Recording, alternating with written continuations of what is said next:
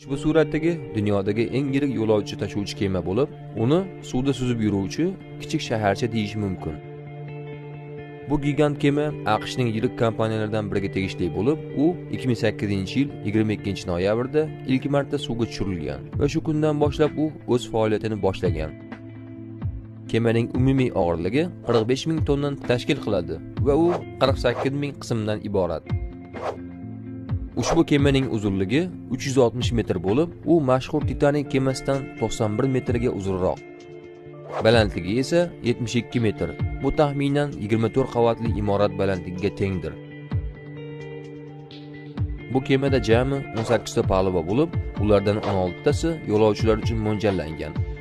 Kemada 2700 ta kayuta mavjud. Ularga 5400 ta yo'lovchi joylash mumkin. Bu yirik kemada 1300 ta o'ringa ega yopiq va 750 o'ringa mo'ljallangan ochiq amfiteatr ham bor.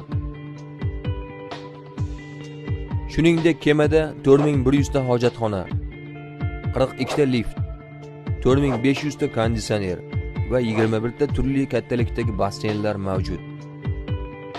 Bundan tashqari kemada 1250 ta kuzatuv kamerasi, 40 dan oshiq daraxt va 12 mingga yaqin turli o'simliklar ham bor. Bu kemada yana restoranlar, oziq-ovqat va har xil kiyimlar sotiluvchi do'konlar, basketbol, voleybol, golf o'ynash mumkin bo'lgan sport zallari va yosh bolalar uchun bolalar bog'chasi mavjud.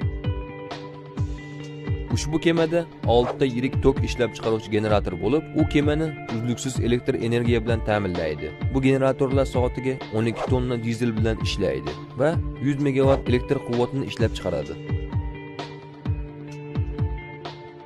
Bu kemaga hammasi bo'lib 5000 kilometr uzunlikdagi elektr simlari tortilgan.